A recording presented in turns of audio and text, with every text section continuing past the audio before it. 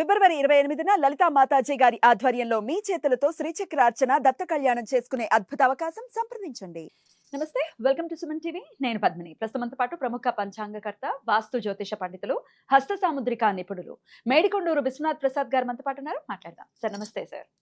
ఓం మాతాపితృ గురుభ్యో నమః. నమస్కారం. సార్, వస్తువులు పోయాయి మావి, అందున విలువైన వస్తువులు పోయాయి అంటే చాలా చాలా బాధాకరం. బంగారం పోయింది అని అంటే ఇంక దాన్ని వర్ణించలేం. ఆడవాళ్ళకైతే బంగారం అంటే ఒక ఎమోషన్.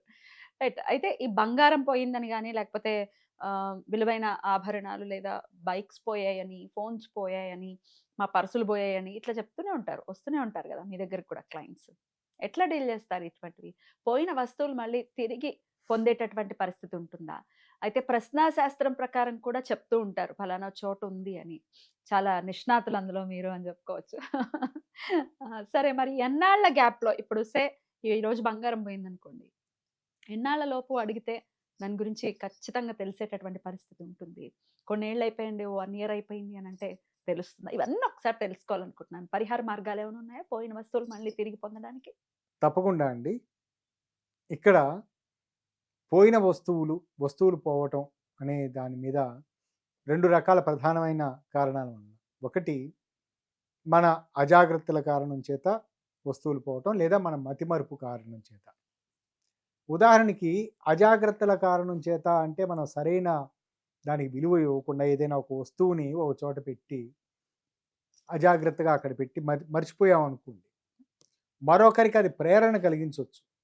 ఆ ప్రేరణ వాళ్ళకి సహజసిద్ధంగా వారు దొంగతనం చేసే ప్రవృత్తి కలిగిన వ్యక్తి కాదు అనుకుందాం. కానీ అక్కడ ఆ విలువైన వస్తువు అక్కడ ఉంది. దాని యజమాని ఎవరో తెలియదు. ఎవరు దాన్ని క్లెయిమ్ చేయట్లేదు. చాలాసేపు చూశాడు. దాన్ని వదిలిపెట్టి వెళ్ళటానికి మనసొప్పదు. తీసుకొని వెళ్ళాడు. అది అతనిలో లేనిపోని దొంగతన ప్రవృత్తిని ప్రేరేపించటం.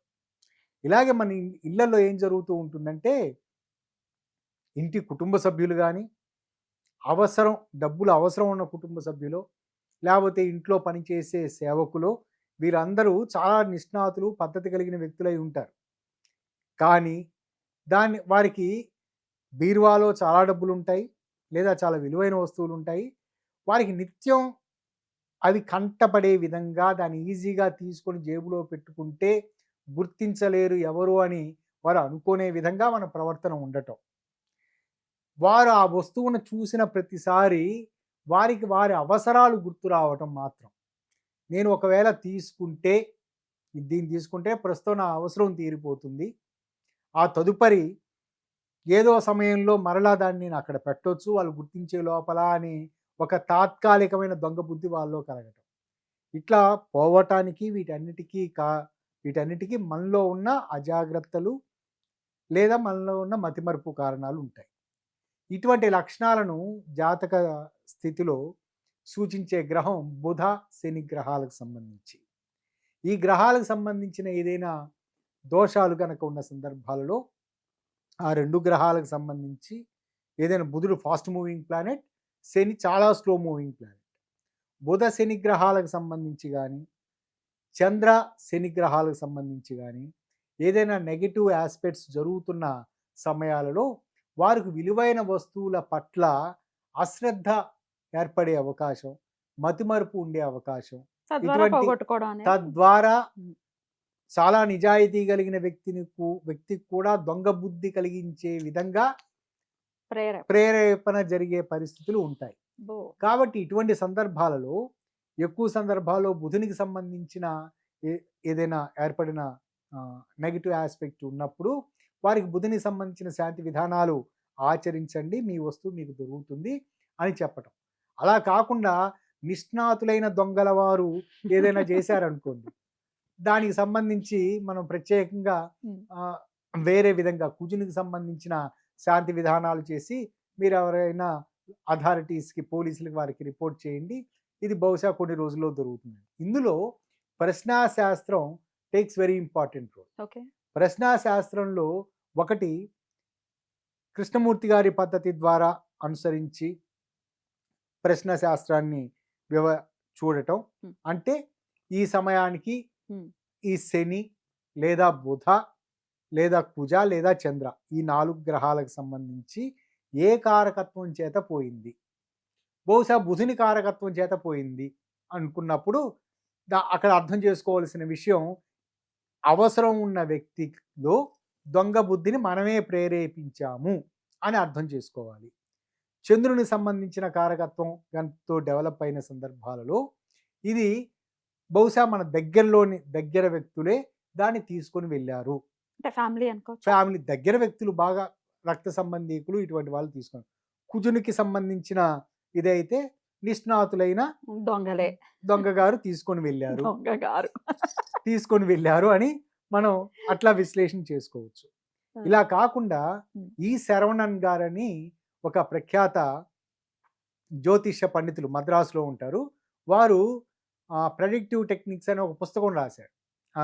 దాంట్లో ప్రశ్న పద్ధతిని ఎంత చక్కగా, అంటే ఈ వస్తువు దొరుకుతుందా లేదా, ఈ పని అవుతుందా లేదా అనేది సులువైన మార్గంలో వివరించడానికి, ఆ వస్తువు ఎప్పుడు దొరుకుతుంది అని ఒక అంచనా వేయటానికి ఆయన ఒక కొత్త రకమైన ప్రశ్న పద్ధతిని మొదలుపెట్టారు. బహుశా సమయం అనుకూలిస్తే భవిష్యత్తులో వారు చెప్పిన ప్రెడిక్టివ్ టెక్నిక్స్ దాని మీద మనం ఒక వీడియో చేద్దాం. తప్పకుండా. అది చాలా ఉపయోగపడుతుంది. ఉంటాయి సార్ అవి? చాలా యాక్యురేట్ గా ఉంటుంది. దొరుకుతాయా? ఒకవేళ దొరుకుతుంది అనేది వస్తే ఖచ్చితంగా దొరుకుతాయి. ఇందులో కేపీ పద్ధతిలో కానీ, ప్రశ్న పద్ధతిలో కానీ, ఇప్పుడు ఈ శరవణన్ గారు వివరించిన పద్ధతుల్లో కానీ నేను చూసిన వాటిల్లో దొరకడం అనేది చూశాను.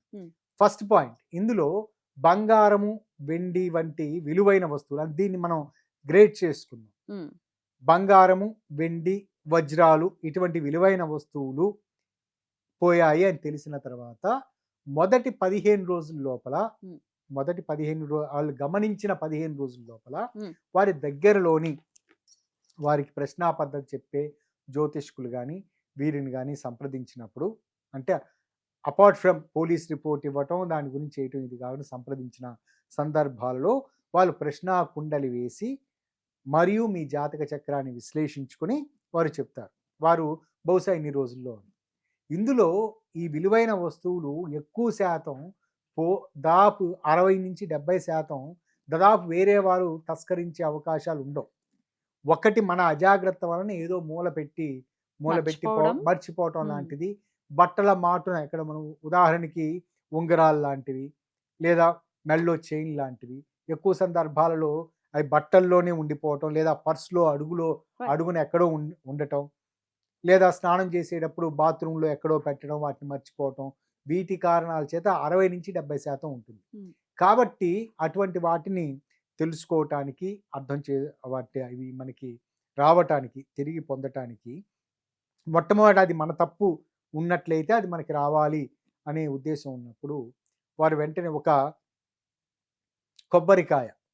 చిన్న కొబ్బరికాయ ఒకటి తీసుకుని దాని మీద ఒక లేత తమలపాకు ఉంచి దాని మీద కొంచెం గసగసాలు, అంటే కొబ్బరికాయ పీచు మనకి ఆపోజిట్ డైరెక్షన్లో ఉండే విధంగా ఉంచి, తమలపాకు తొడిమ మన వైపు, ఆకు చివర ఆ పీచు వైపు ఉండేవి చేసి ఒక కొంచెం గసగసాలు వేసుకుని దాంట్లో ఆ చేతిలో ఇలా పట్టుకొని మనం వటైక్షిణి మంత్రాన్ని చదువుతూ, వటైక్షిణి మంత్రాన్ని చాలాసార్లు చెప్పాను, చాలా వాటికి ఉపయోగపడుతుంది.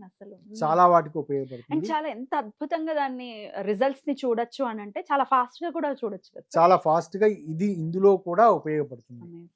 ఇందులో దాన్ని మనం వటైక్షిణి మంత్రాన్ని చదువుతూ మనం ఏ ప్రాంతంలో ఇంట్లో ఎక్కడెక్కడ ఇది ఉన్నామో మన చేతిలో ఇలా పట్టుకొని మంత్రాన్ని చదువుతూ ఇల్లు మొత్తం తిరిగిన తర్వాత ఒక 108 సార్లు ఆ మంత్రాన్ని మనం చదివిన తర్వాత ఆ పైన ఉన్న ఆ గసగసాలని అన్ని చోట్ల చల్లి ఆ రోజు వెయిట్ చేసి అన్ని చోట్ల నలుమూలలా చల్లి ఆ కొబ్బరికాయని ఏదో ఒక మూల, అంటే ఏదర్ ఈశాన్యంలో కానీ నైరుతిలో కానీ ఉంచి ఒక 24 గంటలు వెయిట్ చేస్తే మనకి ఏదో రకంగా మనకి జ్ఞప్తికి రావటం, బలానా చోట పెట్టాను అని దానికి సంబంధించిన ఒక క్లూ దొరకటం అనేది ఖచ్చితంగా జరుగుతుంది. అది కేవలం విలువైన వస్తువులకు సంబంధించి మాత్రమే.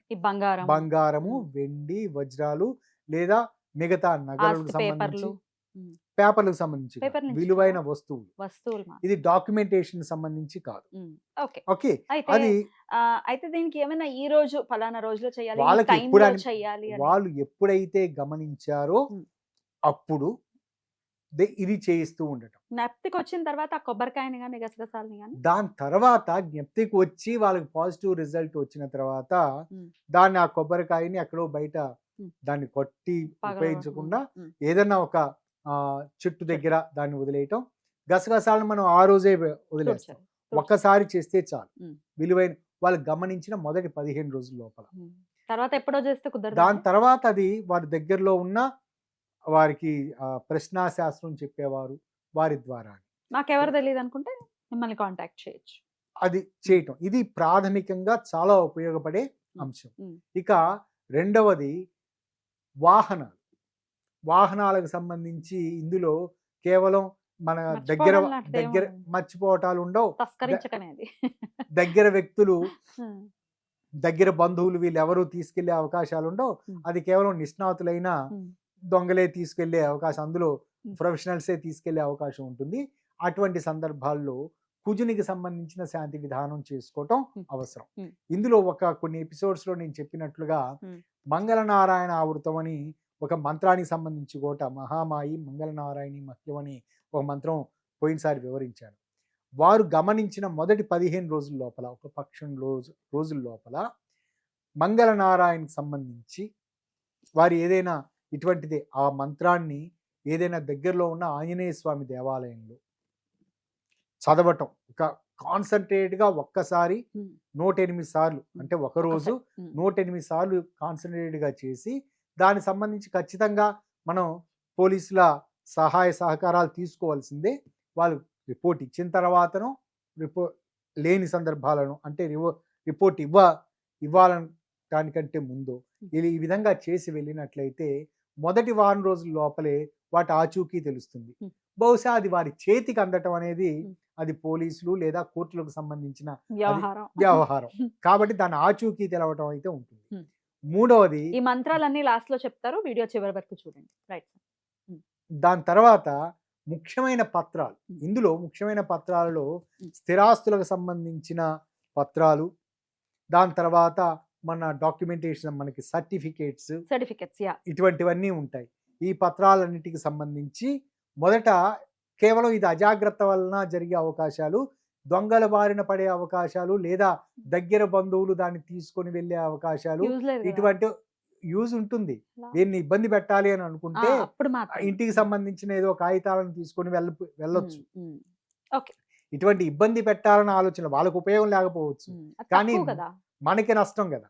మనం బాధపడుతూ ఉంటే వాళ్ళు ఆనందించే పరిస్థితి ఉంటుంది. అంటే అప్పుడు కూడా ఇప్పుడు మీరు చెప్పేది ఉపయోగపడుతుందా? అటువంటి సందర్భాల్లో పేపర్లు ఇటువంటి వాటికి సంబంధించి దీంట్లో చక్కగా ఉపయోగపడేది మన చిన్నమస్తికాదేవి అమ్మవారికి సంబంధించిన ఏదైనా దగ్గరలోని దేవాలయానికి వెళ్ళి, అన్ని చోట్ల చిన్నమస్తికాదేవి దేవాలయం ఉండదు కదా, అక్కడ అమ్మవారి దేవాలయానికి వెళ్ళి అక్కడ మామూలుగా మన అమ్మవారిని ధ్యానించి, దుర్గాదేవి దేవాలయాలకు వెళ్ళినప్పుడు ధ్యానించి కాసేపు అక్కడ కూర్చొని అక్కడ ఏదైనా ముఖ్యమైన సుగంధాలతో కూడిన తయారు చేసిన కుంకుమని, అంటే మనకి ఇప్పుడు తామర పువ్వులతోటి లేదా మరొకటి మరువంతోటి లేదా ఇంకొకటి మొగలి రేకులతోటి కొన్ని కుంకుమలు మనకి లభ్యమవుతున్నాయి.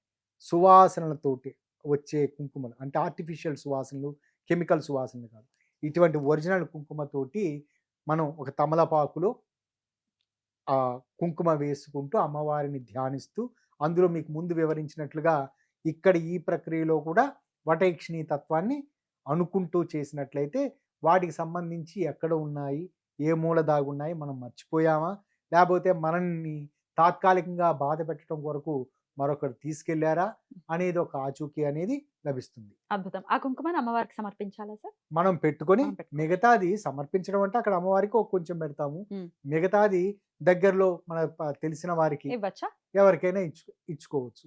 ఇది ఈ 3 చక్కటి ఫలితాలను ఇస్తాయి.